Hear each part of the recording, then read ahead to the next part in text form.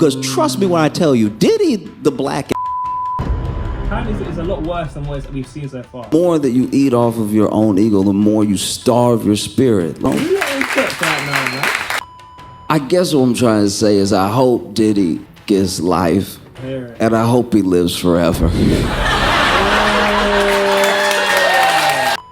Alright guys, this is part 3 of Josh Johnson's Diddy's collapse, Untouchable to Indicted. This is going to be the last segment of this 3-part reaction that I've done. I'm linking all the videos that I've done so far in the description, and I should at this point have made a playlist on it. So if you look at my playlist that's on my channel, you should be able to find all of these Josh Johnson reactions in chronological order. Subscribe to the channel if you're new here. Don't forget to turn on the notifications as well so you don't miss some of these reactions. And like this video, guys. Let's get these videos pushing the algorithm if you guys want to support me on this journey. And you love my content. As well as how you can do so, it will be linked in the description, things like my PayPal and my Patreon, where you can get exclusive bonus content from me, guys. I'm putting on the screen some things you can expect to get on there, and I plan on doing some more bits, comedy related, some 1980s sitcoms.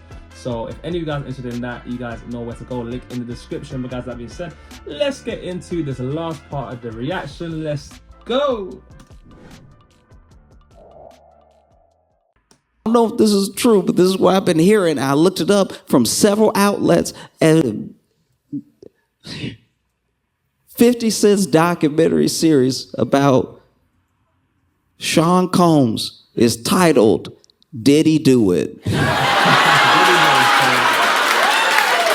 It is crazy. That's like a funny one. So this is the worst enemy to have. Yeah. 50 Cent is hilarious.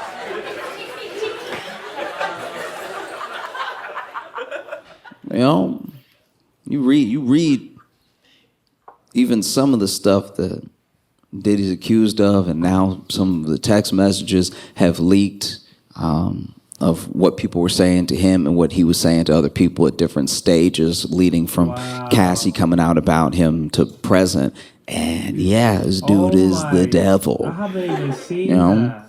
But it's also, you're gonna need to be patient with me, because I'm gonna try to say it right, and I'm probably gonna fail, but just hear me out. You can tell that these people texting Diddy, the things that we've seen so far, because the trial hadn't even started yet. So the things haven't even come out that are the things that people are worried about. Because trust me when I tell you, Diddy, the black yeah. They already put that dude on watch. Oh. I don't even know what he said. I don't even know what he said in that blank right there, man. But yeah, like, it's apparently it's a lot worse than what we've seen so far. The black But you can tell that he was a terror to so many people for so long, you know? And it's indicative of how we don't believe and protect each other. You know, it's really important that we do. Someone like Diddy is a prime example. When someone comes to you and they tell you that something happened, not only do you need to hear them out, you need to listen to what they're saying, but you also need to, with them, try to find a place where they feel comfortable to tell you more, you know? And what can be done about what they're telling you. Because sometimes people tell you something, they don't know what else to do, so they tell you and they're like, don't tell anybody, don't do anything, right? And I'm not saying you should disrespect a person's wishes. I'm just saying that on top of that, you really have to talk it out with them and be like, are you sure you don't want me to do anything? You don't think that there's any recourse? You don't think, let me bring you options. Let me try to help you through this thing, right? Because we don't do a good job of believing women, but I'm telling you this, and I know it's not gonna sound right when it first hits your ears, but please hear me out. We also need to do a much better job of believing men. Because it's... It is not easy at all. It's one of the scariest things that a person can do, to come forward as a survivor of anything that's happened to him. And when a woman comes forward and people do the thing, we already know what they're going to do. There's almost a playbook online of how they're going to treat her, what people are going to say, what's going to happen if it goes to trial, why now, they just want money, all the things. They never fail, right? But when a dude comes forward, you got to remember, this dude was probably willing to take that to the grave. And then something happened where he was like, no, I got to say something, right? Right.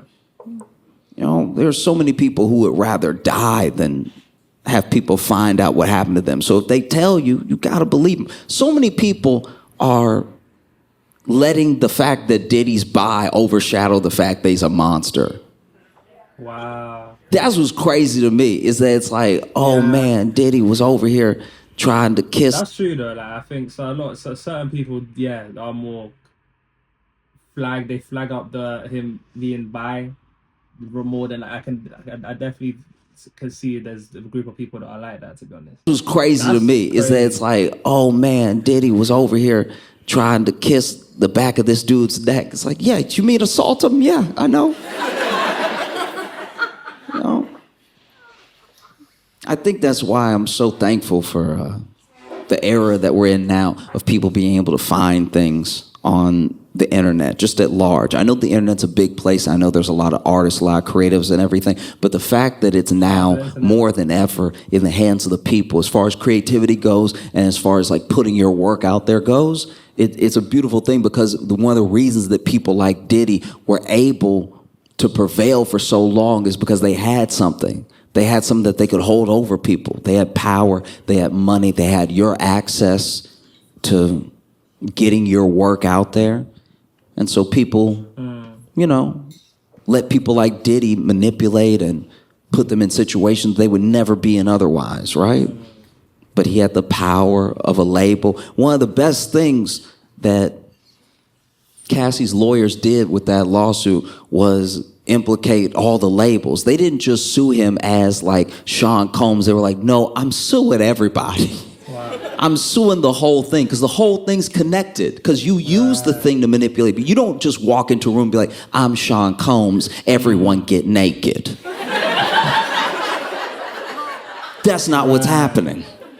You use the label, you use the fact that you can shelve people, you use the fact that maybe their projects will never come out, you use the fact that they're waiting on the money that they need to fund their project. You use all of these things and you say things without saying them, and before you know it, you have people in a horrible situation. You know? Yeah, man, that's serious.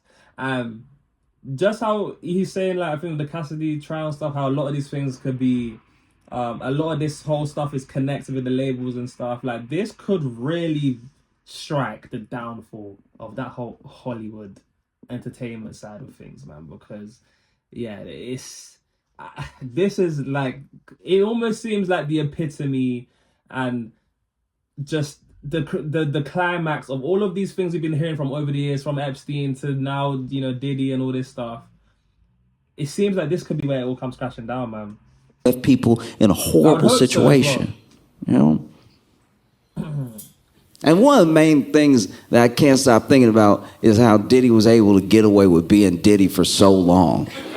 Because there's so many times, there's so many little points in time where so many people's lives would have been different if Diddy had just gone to jail when he was supposed to go to jail, the other times he was supposed to go to jail. Like, if you think back, way back, Diddy used to date JLo. Yeah. And when Diddy and JLo were dating, they were like a hot couple, and they were always in the tabloids and stuff, and everybody was following them around. I remember, I can't remember if it was the VMAs or the BET Awards, but she went to some award show with a dress that had everybody like, God, that's JLo, that's crazy. Oh, and she became this it girl and everything. And she was dating Diddy at the time, and they went to a nightclub together. And when they went to this nightclub, I don't really know the circumstance of the fight starting, but somebody got in a fight with Diddy, right? And it's hard to tell when you in a fight at a nightclub. I've been to nightclubs before. I know it don't seem like it, but I've been to nightclubs before, and I've almost had some altercations at nightclubs. I can see Josh Johnson at a nightclub. What's he talking about, man? I can see him. before, and I've almost had some altercations at nightclubs, not even because I meant to. I was just in there, just walking, having a good time, and then maybe somebody's yelling at you, maybe they're trying to get your attention, maybe they're trying to fight you. It's hard to tell all that stuff from regular dancing at a nightclub. You know? Because when you see people dance at a nightclub, depending on who it is, they look like they're in their own fight. They look like they're in a battle with the rhythm. They look like they're taking swings at the melody. So it's hard to know that they want to fight you. You know? And then people yell at a nightclub, but yelling is how you talk. It's so loud in here. You know? Like I was in a nightclub one time, I was walking and I must have like stepped on this guy's shoe or something. I didn't mean to. And he was like, ah, like yelling at me, trying to get my attention. And I just turned around and I was like, hi. And that's...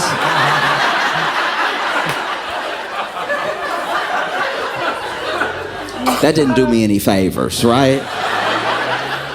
Because I really didn't hear him, but leaning over and being like, ha, that's just offering up my face for the punching. Right, yeah, you lean in, someone's already mad, yeah, that brother's gonna be like, all right, my opportunity, man, like, yeah, I don't see that anymore. And so Diddy got into some altercation with some dude, and no one knows everything that was said, but it was a lot of back and forth, a lot of like, well, I make money too and everything. And then apparently he grabbed some money and he threw it in Diddy's face, right? Wow. But this is the way I'd like to imagine it, because apparently it flew up in the air, and I think the only way that could happen is if he had the money, you know, balled up in that roll of money, right? And that roll of money that you just keep together with a thin rubber band, right? So that way when it hits something, the whole thing explodes. And he's like, I make money too, and he threw it and it hit Diddy on the head and just pow. Then it started to rain, right? And so then, you know, gets in this altercation, and then Diddy allegedly pulls a gun out, right? Starts firing off at this dude, okay? And whole like gunfight ensued and everything. And that was one of the wildest nights because, you know, Diddy and JLo were not quite like, I wouldn't say like clean cut because they were still like party and hip hop, everything, but they were this it couple. And now this horrible thing had happened and they were at the center of it, right? Wow. And there was even a whole trial, and at the trial, JLo testified that she only saw Shine pull out a gun. Now, Shine, if you don't remember, was a rapper who was popping at the time. Okay. And he went to jail by himself for 10 years. Diddy didn't go to jail. And there was even a woman named Natanya Rubin. And Natanya Rubin has said many times, she never stopped saying it, that she saw Diddy pull his gun. Wow. And she knows that Diddy pulled his gun because Diddy shot her in the face. And she survived and everything, but she didn't get any media attention or anything. And then, you know, publications just ran with the fact that JLo said Shine did it, and that was enough. Shine was guilty. He was off to jail. But even to this day, Natanya Rubin is like, you need to reopen the case. I'm right here. Yeah, that's serious. And that lets you see just, you know, how much power and influence Diddy must have had to just get away with that. And then Tanya out is really a victim. Shot is talking, but it's not getting coverage. It's not getting into the mainstream. And the other guy, Shine, ends up going to jail just by himself. Like that, to get away with that just puts it in perspective, man. Case, I'm right here. That's crazy. That's crazy. And she had her surgery and everything. And I mean, to a certain degree, I watched her. She did an interview recently, and you can't really tell, but she says she lives with that pain because there are fragments that they couldn't get out, right? And she's like, he need to reopen the case. I want justice. That's terrible. You know? And the journalist asked her, would you be willing to give one of the fragments and, like, you know, do the forensic test and everything, because they didn't do one apparently. And she said, yeah, of course. I got 9 fragments. I can spare one. Yeah, that's sad, dog. The thing that did Diddy in, you know, really, truly, from his own nature, from his own core, were money, power, and fame, right? And money, power, and fame is a dangerous combination. Messes up a lot of people. Right. Money, because, guys, Right. This is what trajectory of money does in the mind. When you have no money and you just imagine having some money, that's even enough money. Yeah. When you have no money and you're like, man, it'd be nice to eat. That's real talk. There's levels to it. the money for the meal in front of you is all you need in your mind. You know, it's why people who are desperate, truly desperate, walk up to you and they don't ask for everything that they need. They ask for what they need to get by. They ask for change. They ask for the next thing that they need. Because money changes perspective. As the more of it that you get, the more you become not necessarily an insane person. But your ideas, your wants and needs, they start to shift, and they usually, at a certain amount of money, leave Earth. Why do you think all the billionaires are trying to go to space? They're like, I did it all. I did everything here. What's up there? Can I own that? That'd be nice. No, but because you've seen stuff with the whole, I don't know if maybe some of you guys may be more familiar with this, but the whole submarine story, or where these rich people went into I think it was like a submarine, and they went to go near the Titanic, or I can't remember the exact story, but they ended up dying on it. But I think a lot of people, because a lot of money was put into this, a lot of people, that was kind of like a moment where people realized these people with a lot of money are doing some crazy things. But you can definitely see how it can go that way. And at least from the things that I started to notice, especially, and I think it's not just with money, it's with everything in life. Humans just have this natural tendency to get complacent and to get used to things, to build up habits.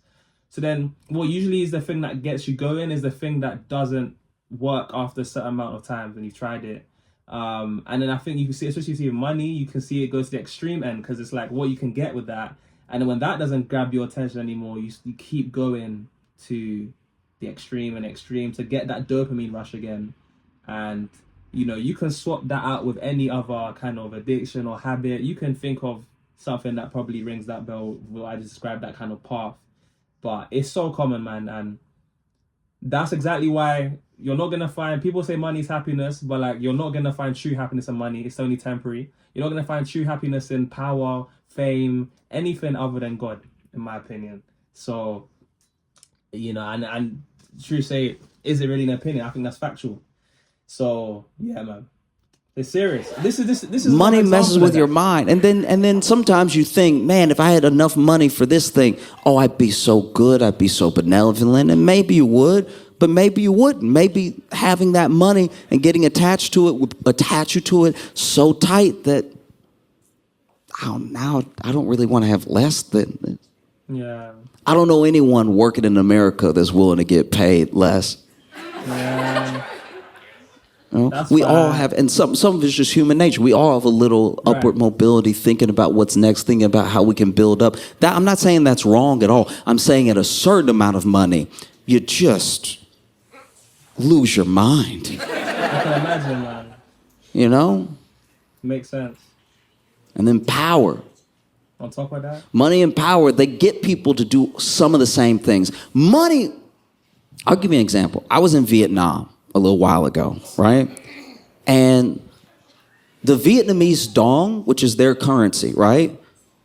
One of our dollars is about, at least at the going rate right now, currency exchange-wise, is about 24,200 dong. Wow. So if you go there with your yearly salary, you are a billionaire in dong. Crazy, yeah. And we look at our billionaires a certain type of way. We look at them as why is this piece of shit hoarding all this wealth? Is he out of his mind? Does he not know how many people he could help? This is crazy. It's billions and billions of dollars. And then you talk to a billionaire and they're like, oh yeah, well, I had this idea of how we could get to space and stuff. So I was just do that. It's we're dying. Why would you? No one cares about space. Why are you hoarding all of it? And then you hear, even in a billionaire's, I listen to the audiobook because I don't like to read about. I'm the same. I want to know a billionaire's life, but to read it and learn it all slow feels upsetting. I'm just let me just let someone tell me so I can feel like I'm talking to a friend, like, what? You know what I mean? Like, that's a little bit smoother of a process. But you talk about, like a billionaire, and the way that they think about us is insane. There are even billionaires that they've said it. Different billionaires are different levels of like loose-lipped. And there are billionaires that have properly said to a camera that they knew was recording. Wow. If people knew how good my life was, they would bring back the guillotine. What? That's what he said. Wow. And then you hear other billionaires tell it, and they're like, well, if people are too dumb or too lazy or too scared to take the chances to make money, that's on them. Yeah, you hear that. The way that they think about us is insane. But then you see an American, a Brit, maybe somebody from Australia, go to Vietnam and be a billionaire, and it is harrowing how many people turn into our billionaires there. I watched it. I was in a market, right? And there was this British lady that was trying to haggle with this woman who had made this like homemade, like knitted little bag, right? And she was charging like, I don't know, maybe like 5,000 dong for it. Now remember, I told you $1 was 24,000 dong. Right. And this British lady is actually proper, like haggling with her. Like being like, what about 4,000? She's like, no, Really? 5. It's like, what about 475? No, 5. And she doesn't know much English, and the British lady's getting annoyed with her, and I'm getting furious because I'm like, you realize the pound is doing better than the dollar, so you're just haggling like, what if I gave you nothing? Would nothing be good? What about nothing? You would love nothing though. Like if I gave you nothing, that'd make me feel better as I left. And this person is a billionaire, at least right now. You can tell that they're broke in Britain, though. Like, only a broke person would go somewhere else and then try to be rich really hard. Like, that's... Don't kill me. You know what? That's actually funny because there's a lot of truth to a joke like that. The type of person who's really confident is the type of person who doesn't go around saying they're confident, they just know. And you can tell that person who's going around trying to, like, make people think they're confident. Are they really confident? You can tell they're not really.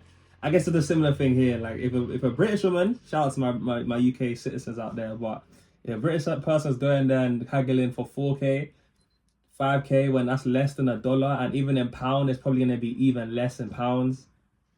Yeah, he's got a point, though. I can't even deny on that one. He's got a point there. Rich really hard. Like, that's... The cost of living is already one thing.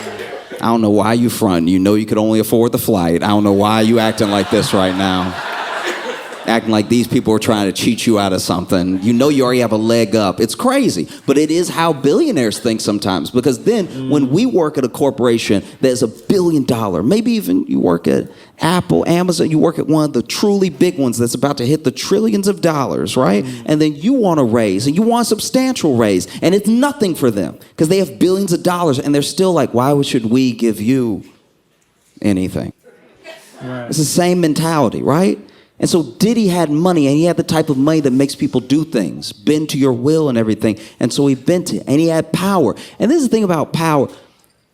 I'm someone who wants very little power.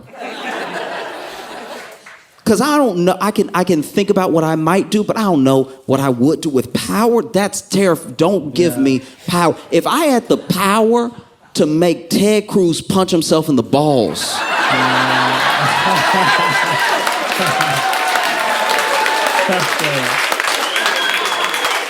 Whether it was like X-Men mind control or if I just had enough money that he would do it. Like, if I could make Ted Cruz punch himself in the balls non-stop, his balls would never rest. I would go overboard with my power. That's getting personal. And Diddy had lots of power. He had power, he had influence, and used all of it to garner more and to truly hurt people. He didn't care who he hurt. You can see it when you read the indictment. And he did it for long as well, you know? Wow. And then fame, is the last thing. Fame, you can't actually control, especially now. There are people that want to be very famous, and they might get there. And then there are people who don't mean to be famous at all. But then someone's just recording, and then a TikTok is made. Like, I'm already thinking of that Hawk Tour girl, if any of you guys are familiar with her. and then a TikTok is made. Like, But she just got famous out of nowhere. there are people who become famous overnight, and all they did was trip. That's too random. The internet, man. Fame is the one that gets away from you. Money, you can decide how much money you want to keep, how much money you want to make, especially if you have the means to just be making boatloads of money. You can take a step back and be like, a lot of money is enough money. I don't need all the money. Right. Power you wield, and power you can also give away. You can tell someone, I want to bring you in. I want to make you powerful as well, right? Fame, not really. Yeah. There are plenty of people that the industry has tried to make famous, and we were like, nah.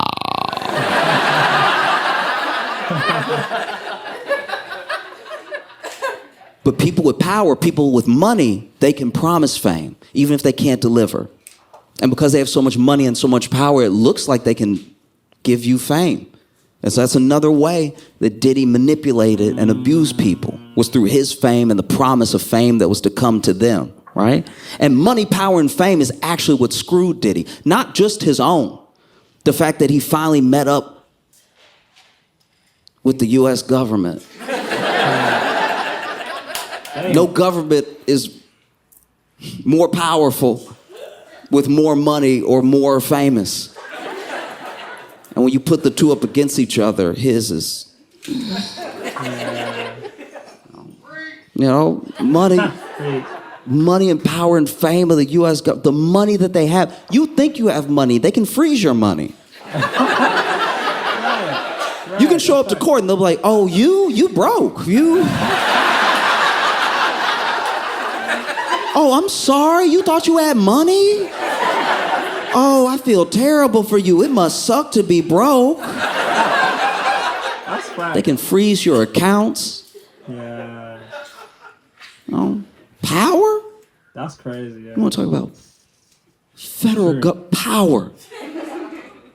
Look at the conviction rate of federal prosecutors. It's in the 90s for a reason. People either plead out or they're like, no, I'm going to be vindicated in court. And the U.S. government is like, I bet you won't. Hey, that's power. Fame? What government is more famous, especially as far as their judicial system? What government is more famous than the U.S. government? You know? They looking at Diddy right now like, oh, you blew up Kid Cudi's car, that's cute. We killed MLK. Oh, that's a deep one. That's a deep joke right there. And if that doesn't put things to perspective, I don't know what does. Yeah, Josh Johnson is talking right now. He's...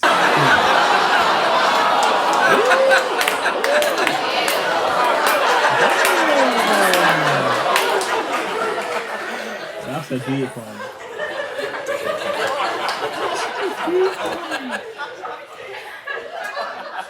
And Malcolm X. Serious talk though. No, but serious talk though. That's serious. No, you're done, bro. No, it's over. Because I think about how's a person become that evil? You know what I mean? And so a lot of it is ego. Ego's a dangerous thing. Ego is like a dish that only feeds you false fruit. Right? Okay. Like the more that you eat off of your own ego, the more you starve your spirit. Like it's the way to sickness, you know? Yeah, that's an analogy. Hey, Josh is spitting right now. Who let him cook right now? Way to sickness, you know? Who let him cook right now, man? Like ego is this like still small voice, right? Telling you the most important thing is I. Like ego stands in like the middle of pride right there. But then when things happen, when consequence comes, ego never shows up. Ego is like a friend. Ego's like a friend that's like, hey, come on, the door's unlocked. Let's get in this house. No, let's just see what's inside. There might be some good stuff in there. It's like, but it's not my house. Come on. Then ego gets you to go in there. And then you're like, oh, there's some shiny stuff. And then you start grabbing stuff. And then before you know it, you see blue and red lights. And you're like, come on, we got to get out. And ego's gone already. Like, I think about how it got here, you know? Hey, that's such a beautiful analogy. Ego goes as soon as consequence shows up because, you know, you've already got yourself into this situation. Now you got to deal with the consequence. Your ego can't protect you or save you or get you out of this one. And how many people Diddy hurt and why he was allowed to get away with it for so long. And I can't help but think that a lot of what he was allowed to get away with is because it happened to black women.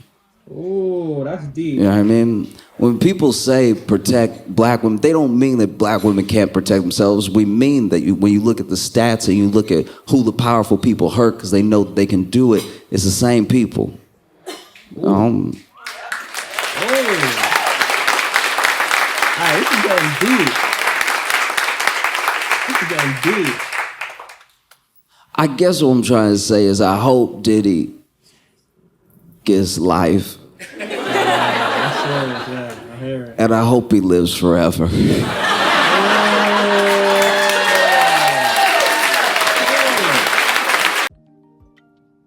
No, that one is giving me goosebumps. No, what a way to end it. He just said, I hope that he gets life and he hopes he lives forever. Yeah, that's dark. That's dark. What a set, though. Diddy's collapse from Josh Johnson. My first impression of Josh. Look, man, this guy is actually really good, man. I actually really enjoyed just sitting through it from start to finish. Conveniently, I didn't know this was going to be, like, he's going to talk about three main things. Obviously, Diddy's kind of rise and then the whole collapse happening in the aftermath of what's going on. But this has been such a sick set, though. He got kind of philosophical in a sense. He made you really think and he made you laugh. But then there's also this, like, you know, seriousness to it. It was just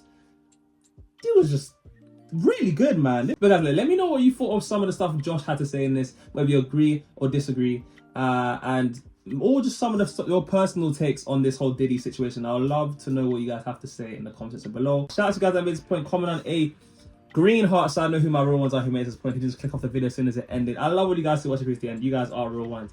And with that being said, guys, look, as always, let me know what you thought about this one. I've been your boy JayFlex. This has been Josh Johnson on Diddy's collapse, Untouchable to Indicted.